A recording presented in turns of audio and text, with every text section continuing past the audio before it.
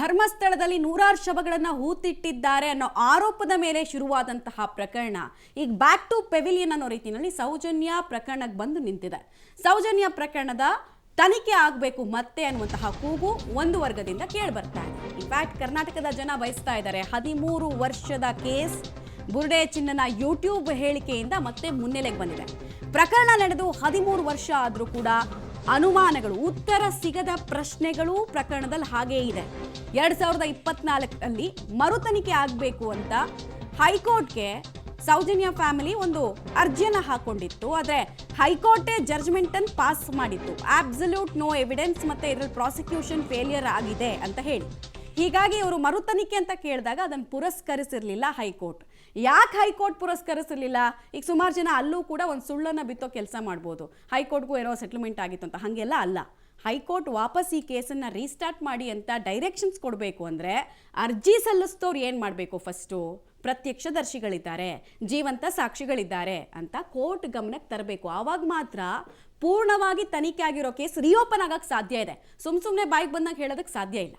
ಅದನ್ನು ಯಾಕೆ ಮಾಡಲಿಲ್ಲ? ಹಾಗಾದರೆ ಸೌಜನ್ಯ ಕೇಸ್ನಲ್ಲಿ ಏನಾಯಿತು ಅದನ್ನು ನೋಡೋಣ. 13 ವರ್ಷಗಳ ಹಿಂದೆ ಅಂದರೆ 2012ರಲ್ಲಿ ಸೌಜನ್ಯ ಹತ್ಯೆ ಆಗುತ್ತೆ. ಆ ಹತ್ಯೆ ಅತ್ಯಾಚಾರ ನಡೆದಿರುವಂತಹ ಕೊಲೆ ಅನ್ನೋದು ಕೂಡ ಗೊತ್ತಾಗಿದೆ. ಆದರೆ ಈಗಿರುವಂತಹ ಪ್ರಶ್ನೆ ಏನು? ಯಾರಿಂದ ಆಗಿದೆ? ಯಾರಾದರೂ ಸತ್ತಿರೋದು ಹೌದು, ಅತ್ಯಾಚಾರ ಆಗಿರೋದು ಹೌದು, ಯಾರಿಂದ ಅನ್ನೋದು ಗೊತ್ತಾಗಬೇಕು. ಕಾಲೇಜಿನಿಂದ ಬರ್ತಾ ಇದ್ದಂತಹ ಸೌಜನ್ಯ ನಾಪತ್ತೆ ಆಗ್ತಾರೆ. ಅಲ್ಲೊಬ್ರು ಸಂಬಂಧಿಕರು ನೋಡಿದ್ದೆ ಅಂತ ಹೇಳ್ತಾರೆ. ಆ ನಂತರದಲ್ಲಿ ಆಕೆ ಮನೆಗೆ ತಲುಪಲೇ ಇಲ್ಲ. ಅದಾದ ನಂತರದಲ್ಲಿ ಏನಾಯಿತು ಅನ್ನೋ ಹುಡುಕಾಟ ಕೂಡ ಆಗಿತ್ತು. ಮರುದಿನ ಕಾಡಿನಲ್ಲಿ ಸೌಜನ್ಯ ಶವ ಪತ್ತೆ ಆಗುತ್ತೆ. ಸೊ ಅದು ಅತ್ಯಾಚಾರ ಆಗಿರುವ ರೀತಿಯಲ್ಲಿ ಕೊಲೆ ನಡೆದಿರುತ್ತೆ. ಅದು ಕೂಡ ಮೃತದೇಹ ಪತ್ತೆ ಆಗುತ್ತೆ. ಒಂದು ರೀತಿ ಆ ಕುಟುಂಬಕ್ಕೆ ದಿಗ್ಭ್ರಾಂತಗೊಳಿಸುತ್ತೆ. 2013ರಲ್ಲಿ CBI ತನಿಖೆಗೆ ವಹಿಸಿತ್ತು ಸಿದ್ದರಾಮಯ್ಯನವರ ಸರ್ಕಾರ. ಅದಕ್ಕೂ ಮುಂಚೆ ಲೋಕಲ್ ಇನ್ಸ್ಪೆಕ್ಟರು ತನಿಖೆ ನಡೆಸಿದ್ರು. ಅದಾದ ನಂತರದಲ್ಲಿ CID ಕೂಡ ಆಗಿತ್ತು. ಇಲ್ಲ, ಏನೂ ಆಗ್ತಿಲ್ಲ, ಏನೂ ನೀವು ನ್ಯಾಯ ಕೊಡ್ಸೋಕ್ಕಾಗ್ತಿಲ್ಲ ಅಂದಾಗ CBI ಕೊಡಲೇಬೇಕಾಗಿತ್ತು, ಕೊಟ್ಟು ಆಗಿತ್ತು. ಆ ನಂತರದಲ್ಲಿ ಸಿಕ್ಕ ರಿಸಲ್ಟ್ ಏನು? 2023ರಲ್ಲಿ ಸಾಕ್ಷ್ಯಾಧಾರ ಕೊರತೆಯಿಂದ ಆರೋಪಿಯನ್ನ ಖುಲಾಸೆಗೊಳಿಸಲಾಗಿತ್ತು. ಇದರಲ್ಲಿ ಒಬ್ಬನ ಆರೋಪಿ ಅಂತ ತೋರಿಸಿದ್ರು. ಅನಂತರದಲ್ಲಿ ಆ ಸಂತೋಷ್ ಎಂಬ ವ್ಯಕ್ತಿ, ಆತನ ಆರೋಪ ಇದರಲ್ಲಿ ಸಾಬೀತೆ ಆಗಲಿಲ್ಲ. ಹಾಗಾಗಿ ಖುಲಾಸೆ ಆಯಿತು. 2024ರಲ್ಲಿ ಮರು ತನಿಖೆಗೆ ಮತ್ತೆ ಹೈಕೋರ್ಟ್ ಮೊರೆ ಹೋದ್ರು. ಆಗ ಹೈಕೋರ್ಟ್ ಯಾವ ಬೇಸಸ್ ಮೇಲೆ ಇದಕ್ಕೆ ಕೊಡಬೇಕು, ಏನಾದರೂ ನೀವು ಪೂರಕ ಸಾಕ್ಷ್ಯಗಳನ್ನ ಕೊಡಬೇಕಲ್ವಾ? ನಿಮ್ಮ ಮನವಿಯನ್ನು ಸ್ವೀಕಾರ ಮಾಡಬೇಕು ಅಂತಂದರೆ ಸುಮ್ಮನೆ ಈಗ ಚೆನ್ನೈನ ಹೇಳಿಕೆಯ ರೀತಿಯಾಗಿ ಇವ್ರು ಯಾರೋ ಹೇಳಿದ್ದಾರೆ ಅಂತ ಬಂದೆಲ್ಲ ಕೇಳೋಕ್ಕಾಗಲ್ಲ. ಅಷ್ಟು ಹುಡುಗಾಟನೂ ಅಲ್ಲ. ಆಮೇಲೆ ಸಿಗುವಂಥ ಅವಕಾಶಗಳನ್ನು ನೀವು ಒಂದ್ಸರಿ ಕಳ್ಕೊಂಡ್ರೆ ಮತ್ತೊಮ್ಮೆ ಸಿಗೋದಿಲ್ಲ. ಹಾಗೋದಾಗ ಬಲವಾದ ಸಾಕ್ಷ್ಯ ಕೊಡಬೇಕು, ಅಲ್ಲಿ ಕೊಡ್ಲಿಕ್ಕೆ ಆಗಲಿಲ್ಲ. ಹೀಗಾಗಿ ಕೋರ್ಟ್ ಅದನ್ನು ಕನ್ಸಿಡರ್ ಮಾಡಲಿಲ್ಲ, ರಿಜೆಕ್ಟ್ ಮಾಡ್ತು. ಈಗ ಉಳ್ಕೊಂಡಿದೆ ಅವರಿಗೆ ಒಂದು ಆಪ್ಷನ್. ಆ ಆಪ್ಷನ್ನೇ ಸುಪ್ರೀಂ ಕೋರ್ಟ್. ಸೌಜನ್ಯ ಕೇಸ್ನಲ್ಲಿ ಆರೋಪಿ ಯಾರು ಅಂತ ದೃಢಪಡಲಿಲ್ಲ. ಇದೇ ಅನುಮಾನಕ್ಕೆ ಕಾರಣ ಆಗ್ತಿರೋದು. ಸಹಜವಾಗಿ ಎಲ್ಲರೂ ಬಯಸ್ತಿರೋದು ಇದೇನೆ. ಯಾಕಂದ್ರೆ ಅತ್ಯಾಚಾರ ಆಗಿರೋದು ಹೌದು, ಕೊಲೆ ಆಗಿರೋದು ಹೌದು. ಆರೋಪಿ ಸಂತೋಷ್ ರಾವ್ ಅಲ್ಲ ಅಂದ್ರೆ ಯಾರೋ ಒಬ್ರು ಮಾಡಿರ್ಬೇಕಲ್ವಾ ಪ್ರಕರಣವನ್ನ? ಅದ್ಯಾರು ಅನ್ನೋದು ಯಾಕೆ ಗೊತ್ತಾಗ್ತಾ ಇಲ್ಲ? ಯಾಕೆ ಆಚೆಗಡೆ ತರಕ್ ಆಗ್ಲಿಲ್ಲ ಅನ್ನೋ ಅನುಮಾನ 13 ವರ್ಷಗಳಿಂದ ಹಾಗೆ ಉಳ್ಕೊಂಡಿದೆ.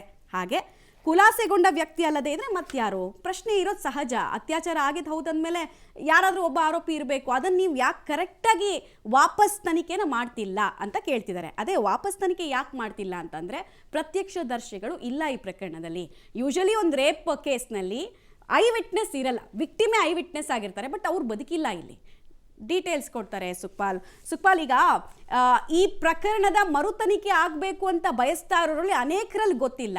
ಪ್ರತ್ಯಕ್ಷದರ್ಶಿಗಳು ಮತ್ತು ಜೀವಂತ ಸಾಕ್ಷಿ ಇದ್ರೆ ಮಾತ್ರ ಕೇಸನ್ನು ವಾಪಸ್ ಓಪನ್ ಮಾಡೋಕ್ಕಾಗತ್ತೆ ಅಂತ ಅದು ಗೊತ್ತಿಲ್ಲದೆ ಸುಮ್ಮನೆ ಹೇಳ್ತಾ ಇದ್ದಾರೆ. ಆಮೇಲೆ ಸೌಜನ್ಯ ಕುಟುಂಬಕ್ಕೆ ಒಂದು ಆಪ್ಷನ್ ಇತ್ತು, ಸುಪ್ರೀಂ ಕೋರ್ಟ್ಗೆ ರಿಟ್ ಅರ್ಜಿಯನ್ನು ಹಾಕ್ಬೋದಾಗಿತ್ತು, ಮೇಲ್ಮನವಿಯನ್ನು ಹೈಕೋರ್ಟ್ ತೀರ್ಪಿಗೆ ಸಂಬಂಧಪಟ್ಟಂತೆ ಸಲ್ಲಿಸ್ಬೋದಾಗಿತ್ತು. ಅವ್ರು ಸುಪ್ರೀಂ ಕೋರ್ಟ್ ಮೊರೆ ಹೋಗಲಿಲ್ಲ, ಬದಲಾಗಿ ಹೈಕೋರ್ಟಿಗೆ ಬಂದರು ವಾಪಸ್ಸು.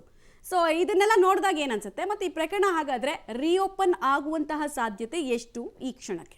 ಯಾವಾಗ ಈ ಸಂತೋಷ್ ರಾವ್ ನಿರಪರಾಧಿ ಅಂತ ಒಂದು ತೀರ್ಪು ಬಂತು, ಅದು ಸಾಕ್ಷ್ಯಾಧಾರಗಳ ಕೊರತೆ ಅನ್ನುವಂಥ ಹಿನ್ನೆಲೆಯಲ್ಲಿ ಆ ಸಂದರ್ಭದಲ್ಲಿ ಕೇವಲ ಹೋರಾಟಗಳು ಆರಂಭ ಆಯಿತು. ಹಾಗಾದರೆ ಆರೋಪಿ ಯಾರು, ಅದನ್ನು ತೋರಿಸಿ ಅನ್ನುವಂಥದ್ದು. ಆದರೆ ಆರಂಭದ ದಿನಗಳಿಂದ ಈ ಪ್ರಕರಣವನ್ನು ಇಲ್ಲಿನ ಸ್ಥಳೀಯ ಇನ್ಸ್ಪೆಕ್ಟರ್ ಅವರು ಆಗಿ ಅದನ್ನು ಇನ್ವೆಸ್ಟಿಗೇಷನ್ ಮಾಡ್ತಾರೆ.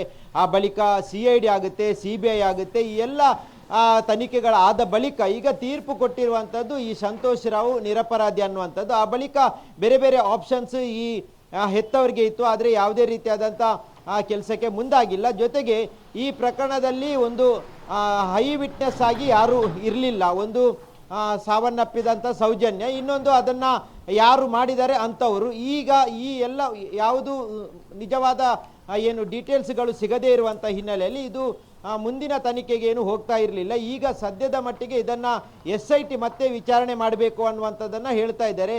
CBI ವರೆಗೂ ತನಿಖೆ ಹೋಗಿದೆ, ಯಾವುದೇ ರೀತಿಯಾದಂಥ ಫಲ ಸಿಕ್ಕಿಲ್ಲ. ಈಗ ಈ ಬುರುಡೆ ಪ್ರಕರಣವನ್ನು ಕೈಗೆತ್ತಿಕೊಂಡಿರುವಂಥ SIT ಈ ಮೂಲಕ ತನಿಖೆ ಮಾಡಬೇಕು ಅನ್ನುವಂಥ ಒತ್ತಾಯವನ್ನು ಈಗ ಸೌಜನ್ಯರವರ ಹೆತ್ತವರು ಮಾಡ್ತಾ ಇರುವಂಥದ್ದು.